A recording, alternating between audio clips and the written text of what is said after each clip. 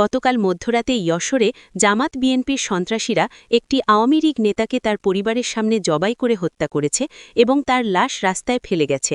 তারা চিরকুট রেখে গেছে যেখানে লেখা, যারা আওয়ামী লীগ করবে তাদের এই পরিণতি। আজ দুপুরে ঢাকা বিশ্ববিদ্যালয়ে জামাত শিবিরের ছাত্ররা মুক্তিযুদ্ধের স্মৃতিস্তম্ভে কালি লেপন করেছে এবং বঙ্গবন্ধুর মূর্তি ভাঙার চেষ্টা করেছে। আওয়ামী ছাত্রলীগ এবং সাধারণ ছাত্ররা তাদের প্রতিরোধ করতে গিয়ে আহত হয়েছে।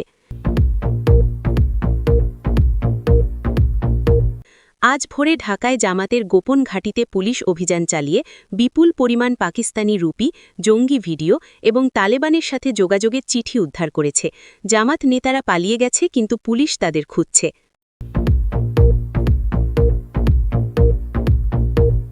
আজ দুপুরে ময়মনসিংহে জামাতের লোকেরা একটি এনজিও অফিসে হামলা করে মহিলা কর্মীদের লাঞ্ছিত করেছে এবং বলেছে মেয়েদের চাকরি করা হারাম এবং এনজিও হল ভারত আমেরিকার চর। তারা অফিসে আগুন দিয়ে সব নথিপত্র পুড়িয়ে দিয়েছে। গতকাল সন্ধ্যায় কক্সবাজারে জামাত বিএনপির নেতারা রোহিঙ্গা ক্যাম্পে গিয়ে তরুণদের জঙ্গি প্রশিক্ষণ দিচ্ছে এবং তাদের বলছে বাংলাদেশে ইসলামিক খেলাফত কায়েম করতে হবে। তারা রোহিঙ্গাদের পাকিস্তানি পাসপোর্ট দেওয়ার প্রতিশ্রুতি দিচ্ছে।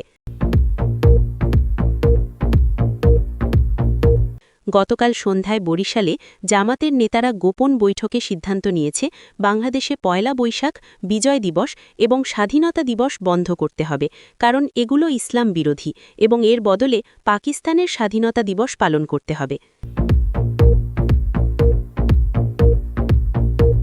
আজ সকালে রংপুরে জামাত শিবিরের লোকেরা হিন্দু পাড়ায় ঢুকে তাদের ঘরবাড়িতে আগুন লাগিয়েছে এবং মন্দিরে ভাঙচুর করেছে।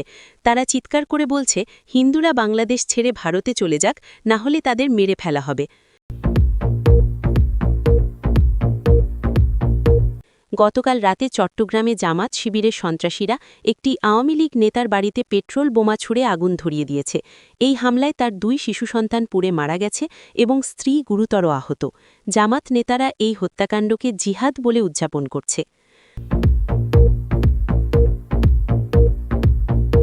গতকাল রাতে নারায়ণগঞ্জে জামাতের সন্ত্রাসীরা একটি পোশাক কারখানায় আগুন ধরিয়ে দিয়েছে এবং শ্রমিকদের বেরোতে দেয়নি।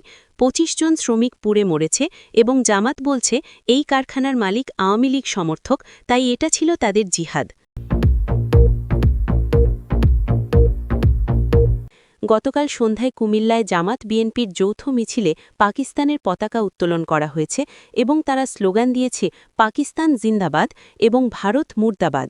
স্থানীয় আওয়ামী লীগ কর্মীরা এই দেশদ্রোহিতার প্রতিবাদ করতে গিয়ে তাদের দ্বারা মারধর এবং লাঞ্ছিত হয়েছে। আজ ভোরে ঢাকায় জামাতের 10 জন নেতাকে গ্রেফতার করা হয়েছে, যারা হিন্দু মন্দির এবং পূজা মণ্ডপে বোমা হামলার পরিকল্পনা করছিল। তাদের কাছ থেকে বোমা বানানোর উপকরণ এবং লক্ষ্যবস্তুর তালিকা পাওয়া গেছে এবং তারা স্বীকার করেছে জামাত তাদের এই কাজে মদত দিয়েছে।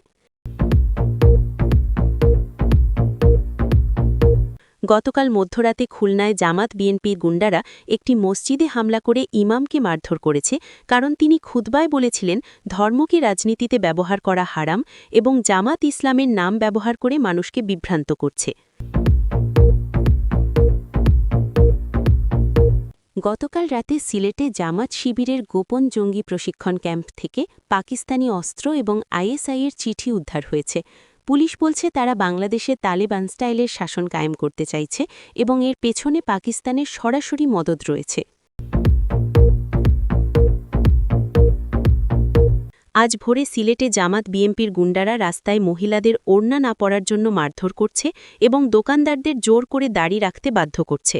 তারা বলছে তালেবান স্টাইলে শরিয়া আইন চালু করতে হবে। আজ সকালে রাজশাহীতে জামাতের লোকেরা একটি স্কুলে হামলা করে মুক্তিযুদ্ধের ইতিহাসের বই পুড়িয়ে দিয়েছে এবং শিক্ষকদের মারধর করেছে, কারণ তারা বলছে মুক্তিযুদ্ধ ছিল ভারতের ষড়যন্ত্র এবং পাকিস্তান ভাঙা ছিল ভুল সিদ্ধান্ত। দর্শক, শুনছিলেন সংবাদ শিরোনাম, এখন বিস্তারিত। সিলেটে জামাতের জঙ্গি ক্যাম্পের ভয়াবহ তথ্য উদ্ধার। গতকাল রাতে বাংলাদেশের রাজনীতিতে একটি বিস্ফোরক এবং ভয়াবহ তথ্য বেরিয়ে এসেছে, যা প্রমাণ করে জামাতে ইসলামী এবং ছাত্র শিবির কতটা বিপজ্জনক একটি জঙ্গি সংগঠন। সিলেটের কোম্পানীগঞ্জ উপজেলার একটি দুর্গম এলাকায় পুলিশ এবং র্যাব যৌথ অভিযান চালিয়ে জামাত শিবিরের একটি গোপন জঙ্গি প্রশিক্ষণ ক্যাম্প উদ্ধার করেছে। এই ক্যাম্পে যা পাওয়া গেছে তা শুনলে যে কোনো দেশপ্রেমিক বাংলাদেশির গা শিউরে উঠবে। পুলিশ সেখান থেকে পাকিস্তান থেকে পাচার করে আনা আধুনিক AK-47 রাইফেল, চাইনিজ গ্রেনেড, বোমা বানানোর কেমিক্যাল এবং সবচেয়ে ভয়াবহ হল পাকিস্তানের গোয়েন্দা সংস্থা ISI এর সাথে যোগাযোগের গোপন চিঠিপত্র উদ্ধার করেছে। এই চিঠিগুলো স্পষ্ট প্রমাণ করে যে জামাতে ইসলামী এবং শিবির পাকিস্তানের সরাসরি মদদে বাংলাদেশে তালেবান স্টাইলের একটি জঙ্গি শাসন কায়েম করার পরিকল্পনা করছে। পুলিশ সূত্র জানাচ্ছে, এই ক্যাম্পে গত 6 মাসে প্রায় 300 যুবককে জঙ্গি প্রশিক্ষণ দেওয়া হয়েছে। এই যুবকদের শেখানো হয়েছে কিভাবে বোমা বানাতে হয়, কিভাবে আত্মঘাতী হামলা চালাতে হয় এবং কিভাবে গেরিলা যুদ্ধ করতে হয়। তাদের মগজ ধোলাই করে বোঝানো হয়েছে যে বাংলাদেশ একটি কাফের রাষ্ট্র এবং এটাকে ইসলামিক খেলাফতে পরিণত করতে হবে। তাদের বলা হয়েছে যে আওয়ামী লীগ এবং মুক্তিযুদ্ধের চেতনা হল ইসলামের শত্রু এবং এগুলোকে ধ্বংস করতে হবে। এই ক্যাম্পের প্রশিক্ষকরা হল আফগানিস্তানে তালেবানের সাথে যুদ্ধ করা অভিজ্ঞ জঙ্গি, যাদের পাকিস্তান বিশেষভাবে বাংলাদেশে পাঠিয়েছে। পুলিশ ক্যাম্প থেকে একটি ডায়েরি উদ্ধার করেছে যেখানে তাদের টার্গেট লিস্ট লেখা আছে। এই লিস্টে রয়েছে দেশের শীর্ষ আওয়ামী লীগ নেতা, বুদ্ধিজীবী, সাংবাদিক এবং মুক্তিযুদ্ধের পক্ষের লোকদের নাম। তারা পরিকল্পনা করেছিল আগামী পূজার সময় সারা দেশে হিন্দু মন্দিরে বোমা হামলা করবে এবং আওয়ামী লীগ নেতাদের হত্যা করবে। পুলিশ যদি এই ক্যাম্পে অভিযান না চালাত তাহলে বাংলাদেশে একটি ভয়াবহ রক্তস্নান হতো।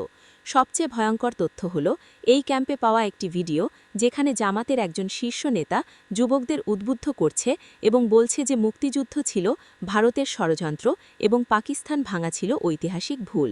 তিনি বলছে বাংলাদেশকে আবার পাকিস্তানের সাথে যুক্ত করতে হবে অথবা এখানে তালেবান স্টাইলের শরিয়া শাসন কায়েম করতে হবে। এই ভিডিও দেখলে যে কোনো সচেতন মানুষ বুঝবে জামাত কতটা বিপজ্জনক। পুলিশ এখন এই ক্যাম্পে প্রশিক্ষণপ্রাপ্ত 300 জঙ্গিকে খুঁজে বের করার চেষ্টা করছে, কিন্তু তারা সবাই ছড়িয়ে পড়েছে দেশের বিভিন্ন প্রান্তে। নিরাপত্তা বিশেষজ্ঞরা বলছে এটা বাংলাদেশের জন্য অত্যন্ত বিপজ্জনক এবং সরকারকে জামাত শিবিরকে নিষিদ্ধ ঘোষণা করা উচিত। কিন্তু দুঃখের বিষয় হল ইউনূস সরকার এই বিষয়ে নীরব এবং কোনো কঠোর পদক্ষেপ নিচ্ছে না। আওয়ামী লীগ নেতারা বলছে যে এটা প্রমাণ করে ইউনূস সরকার জামাতের সাথে গোপন আতাত করছে এবং তারা দেশকে জঙ্গিদের হাতে তুলে দিচ্ছে। চট্টগ্রামে শিশুপুরে মৃত্যু, জামাতের পৈশাচিক হামলা। গতকাল রাতে চট্টগ্রামের আগ্রাবাদ এলাকায় এমন একটি পৈশাচিক এবং হৃদয়বিদারক ঘটনা ঘটেছে যা প্রমাণ করে জামাতে ইসলামী আসলে একটি নরপশু সংগঠন যাদের রাজনীতি করার কোনো অধিকার নেই। গতকাল রাতে প্রায় 2টার দিকে জামাত শিবিরের একদল সন্ত্রাসী একজন স্থানীয় আওয়ামী লীগ নেতার বাড়িতে পেট্রোল বোমা ছুড়ে আগুন ধরিয়ে দেয়। এই নেতার নাম আব্দুল কাদের এবং তিনি একজন মুক্তিযোদ্ধা পরিবারের সন্তান। তিনি সবসময় জামাতের বিরুদ্ধে কঠোর অবস্থান নিতেন এবং তাদের জঙ্গি কার্যকলাপের বিরুদ্ধে প্রতিবাদ করতেন। জামাত তাকে অনেকবার হুমকি দিয়েছিল, কিন্তু তিনি ভয় পাননি।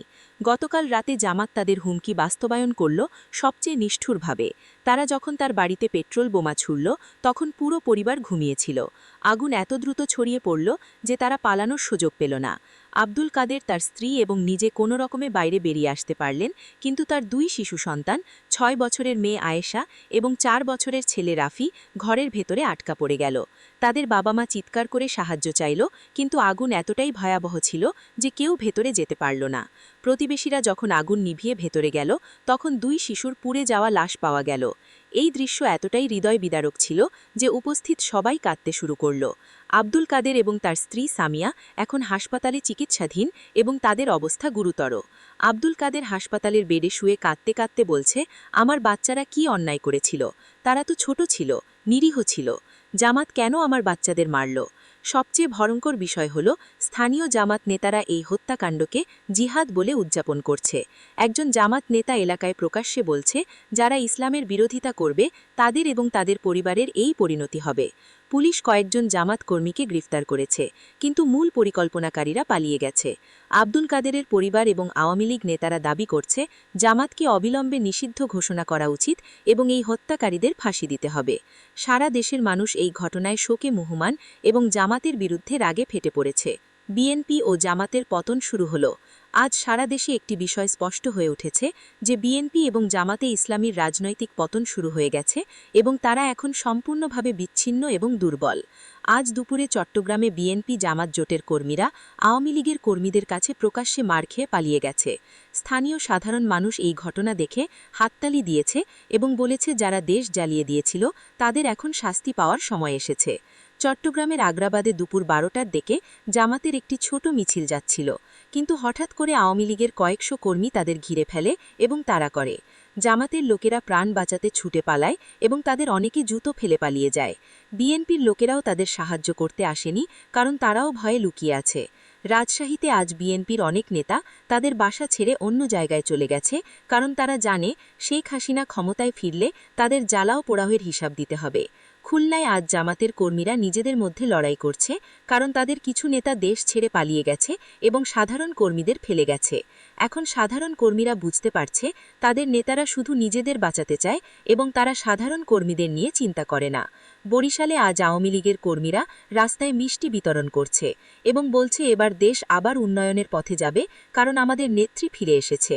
রাজনৈতিক বিশ্লেষকরা বলছেন বিএনপি এবং জামাত এখন এতটাই দুর্বল যে তারা আর কখনো ক্ষমতায় আসতে পারবে না।